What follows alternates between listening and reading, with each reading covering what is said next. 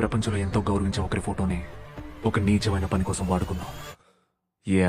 ఎంత ధైర్యం ఉండాలి మాకు.